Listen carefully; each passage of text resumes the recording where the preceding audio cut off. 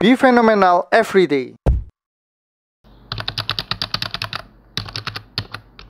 Hai guys, hari ini saya akan memberikan review IPO ya. Dan ini merupakan review IPO terakhir ya di tahun 2021 ini. Sebagai penutup, saya akan mereview emiten Adaro Minerals Indonesia. Nah ini teman-teman bisa melihat ya, dengan kode saham ADMR. Nah, teman-teman bisa cek di website aipo.co.id. Di sini book building periodnya hari ini ya, 16 Desember. Tapi untuk teman-teman yang belum mengikuti book building bisa lewat masa penawaran umumnya. Oke, ini adalah ringkasannya. Yang pertama adalah penawaran awalnya 9 hingga 16 Desember. Terus penawaran umumnya 24 sampai 28 Desember. Jadi teman-teman yang belum ikut book building, kalau mau ikut bisa tanggal 24 sampai 28 Desember. Ini perusahaan Adaro, salah satu grupnya Pak Thohir. PT Adaro Mineral Indonesia, kegiatan usahanya pertambangan batu bara metalurgi melalui perusahaan anak. Kemudian jasa pertambangan dan konsultasi manajemen di Rasuna Said ya, Jakarta kantor pusatnya. Nah, untuk penawaran umumnya, IPO-nya itu adalah sebanyak 6 kurang lebih 6 miliar ya. 6 miliar saham dengan harga yang ditawarkan antara range 100 sampai 125 rupiah. Dengan proporsi sebanyak 15% dari modal ditempatkan dan disetor ya. Sehingga kalau misalkan di harga maksimum 125, maka nanti dananya adalah sebanyak 756 miliar kurang lebihnya. Untuk underwriternya pakai KI ya, Cipta Dana Sekuritas, KI. Kemudian ada penjamin pelaksana emisi dan penjamin emisi efek menjamin full komitmen terhadap penawaran umum perseroan. Jadi yang tidak tertebus akan ada full komitmen. Nah, di sini ada kata-kata juga apabila terjadi kelebihan pemesanan bla bla bla bla bla akan dikeluarkan saham baru sebanyak-banyaknya 604 juta. Jadi kalau misalkan dari ini ya 6 miliar 48 juta ini ternyata oversubscribe, maka emiten akan mengeluarkan dari portefel itu 604 juta maksimum ya, atau sebanyaknya 1,48%. Terus untuk rencana penggunaan dana ya. Buat apa sih dana IPO-nya? 60% digunakan untuk keperluan pemberian pinjaman kepada perusahaan anak, yaitu MC untuk belanja modal, perbaikan infrastruktur, dan ini ya, sebagai ini teman-teman bisa baca. Terus yang kedua, sisanya digunakan untuk membayar kembali pokok atas pinjaman perseroan dari AE. Nah, sebelum membahas ini, mungkin saya akan membahas terlebih dahulu itu adalah di sininya dulu aja. Karena apa ini kok pakai kode-kode? Jadi MCAE itu adalah pemegang sahamnya dari Adaro Mineral sendiri ya. Oke, sekarang saya akan bahas laporan posisi keuangan. Yang pertama secara neraca ya. Jadi asetnya dari 2018 dia tidak terlalu bergejolak ya. Kurang lebih sama 700-800 juta, tapi ini dalam US dollar ya. Jadi kita kalikan 14.400-an kalau sekarang. Ekuitasnya ini yang menarik ya. 2018 336 miliar, 2019 melejit naik malahan liabilitasnya ya, naik, hutangnya naik 554. 2020 naik lagi 596 dan 2021 hutangnya kembali melejit 761 juta ya US dollar. Sehingga ekuitasnya dari 2018 hingga 2021 itu mengalami penurunan. Dari 388 juta, 289, 259. Sekarang 2021 itu tinggal 49 jutaan equity-nya ya. Dalam US dollar. Nah, ini tentu kurang begitu bagus ya, di mana equity-nya drop tajam seperti ini. Next, ada laporan laba rugi. Laporan laba rugi pendapatan usahanya 120, 109, 120. Terus sekarang 2021 ini merupakan yang terbaik ya. Salah satu yang terbaik. Sebelumnya kan dia nggak pernah tembus angka 200 jutaan dolar kan. Di 2018 sampai 2020. Tapi di 2021 Agustus itu dia sudah tembus 206 juta. laba ruginya, sebelumnya dia kebanyakan kan mencetak rugi ya. Nih 2018 dia rugi ya 50 juta, rugi 800 ribu, rugi 28 juta, rugi 18 juta. Di 2021 karena pendapatan usahanya menaik drastis, dia mencetak laba. Nah, saya penasaran ya, dia kok bisa naik sebanyak seperti ini. Nah, di sini di prospektusnya ini ya teman-teman bisa lihat bahwa penjualan batu bara berkontribusi 80% lebih. Ini setiap tahun hampir kurang lebih paling banyak di penjualan batu bara. Tentu karena ini kan emiten batu bara ya. Terus jasa-jasa lainnya sedikit sekali ya. 0,2%, 1%. Terus ini pihak berelasi, artinya penjualan ke pihak berelasi ya. Sedangkan ke pihak ketiga itu tidak terlalu besar, malah 16,8% ya. Sebelumnya malah cuma 9%, 11%, 0,7%. Jadi perusahaan ini itu ibaratnya itu banyak untuk transaksi dengan perusahaan-perusahaan afiliasinya ya. Dan mengapa dia bisa melonjak 2021? Karena harga jual rata-rata batu bara yang sebesar 143 US dollar. Dibandingkan sebelumnya itu cuma 82,4 US dollar ya. Nah, jadi dia mencetak laba itu bukan karena ya kalau bisa dibilang dia mencetak laba itu karena kenaikan batu bara saja. Seperti itu. Nah, ini sebenarnya kalau saya lihat dari dua ini ya, dari neraca sama laporan laba ruginya kurang impresif ya, kurang menarik lah. Seperti itu.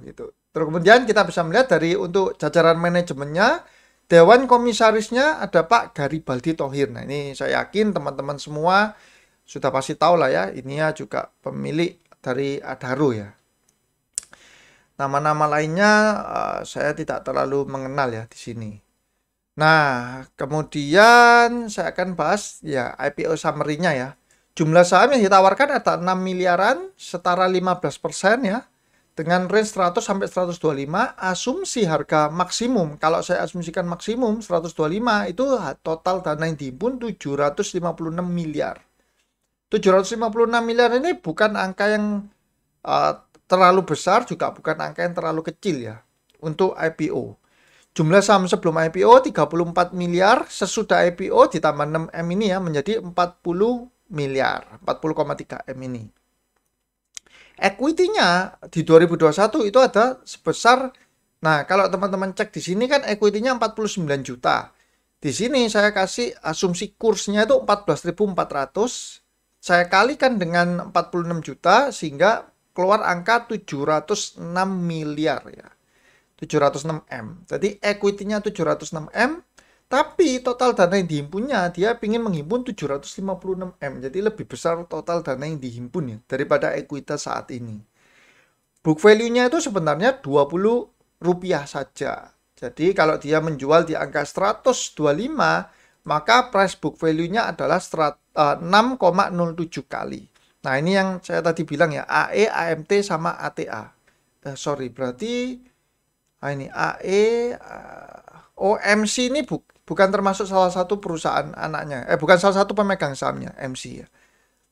Yang pembayaran hutang ini ke AE. Nah, AE ini juga pemegang saham utamanya, pengendalinya ya ini ya.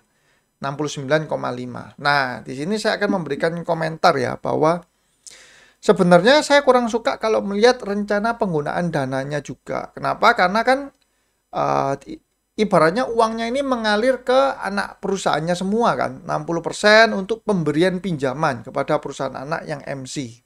Kemudian sisanya untuk bayar utang ke AE, di mana AE ini juga sebenarnya juga pemegang sahamnya dari perusahaan ini. Nah, untuk perusahaannya sendiri itu tidak ada. Untuk pengembangan bisnis dari perusahaannya itu tidak menggunakan dana yang IPO ini. Seperti itu. Itu mengapa kok saya kurang suka dengan rencana penggunaan dananya. Terus ada yang menarik, sebelum saya lanjutkan ini, saya akan membahas ini terlebih dahulu ya. Adalah pembatasan atas saham yang diterbitkan sebelum penawaran umum. Nah, ini juga saya akan highlight ya. Berdasarkan POJK bla bla bla bla, harga penawaran dalam jangka 6 bulan untuk mengalihkan sebentar. Ini saya close dulu aja WhatsApp-nya. Nah, AE, AMT, dan ATA memperoleh saham perseroan dengan harga 1 juta per saham, yang lebih tinggi dari rentang harga penawaran yang berkisar antara 100 sampai 125 setiap saham, di mana AMT dan ATA memperolehnya dalam jangka waktu lebih dari 6 bulan sebelum penyampaian pernyataan pendaftaran kepada OJK, sedangkan AE memperolehnya dalam jangka waktu kurang dari 6 bulan sebelum penyampaian pernyataan kepada OJK. Maka AE, AMT, dan ATA tidak dilarang ya. Ini saya highlight ya. Tidak dilarang untuk mengalihkan sebagian atau seluruh kepemilikan atas saham perseroan tersebut setelah pernyataan pendaftaran menjadi efektif. Nah, jadi karena harga perolehannya itu di atas harga penawaran, kan dulu dianggap 1 juta perolehannya. Sekarang kan penawarannya 100 sampai 125, maka di atasnya sehingga tidak di-lock, teman-teman. Jadi pemegang saham yang lama boleh ya berjualan. Oke, saya lanjutkan ya. Equity tadi sampai book value-nya 6,07 ya, price book value-nya dengan nilai buku Rp20. Untuk laba bersihnya dia sebesar 44 jutaan dolar ya. Jadi saya kalikan kurs 14.400, keluarnya 647 miliar. Nah, ini periodenya sampai akhir Agustus 2021 ya. Jadi kalau disetahunkan menjadi 971 miliar ya labanya. Ini luar biasa sekali ya. Jadi kalau equity-nya 700M tapi dia mencetak labanya itu sampai 971 miliar. Nah, EPS-nya sebesar 28,35 ya. Dengan kalau asumsi harga IP-nya 125, maka PE ratio-nya menjadi 4,41 kali. Nah, 4,4 itu PE ratio yang rendah ya, tergolong rendah. Oke, kemudian saya compare dengan emiten yang sektor sejenis dengan ukuran perusahaan yang kurang lebih mirip ya. Yang skalanya ini kan tidak terlalu besar ya untuk emiten batubara. Jadi saya pakai MBAP itu price book value 1,9 dengan PE ratio 4,6 kali. MYOH price book value 1,8, PE ratio 9,1 kali. Dan yang terakhir ada SMMT price book value 0,9 dengan PE ratio 4,09 kali. Nah, kalau kita lihat secara price book value, tentu Adaro Mineral ini jauh di atas yang lainnya, karena yang lainnya ini bahkan nggak sampai 2 kali ya. Untuk secara PE ratio kurang lebih dia sama ya. Ya ada 4,41 kali. Nah, ini MBAP juga 4,6, MYOH 9,15, SMMT 4,09. Nah, jadi kalau kita lihat secara prospektusnya, kalau saya pribadi sih kurang begitu interest ya dengan IPO dari Adaro Mineral ini.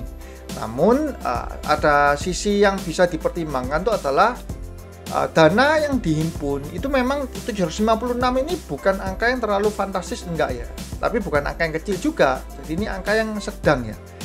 Dan Cipta Dana ini itu adalah underwriter-nya juga untuk emiten, kalau teman-teman masih ingat tuh TAPG ya. Jadi TAPG itu kan underwriter-nya Cipta Dana, dia berhasil arah berkali-kali ya.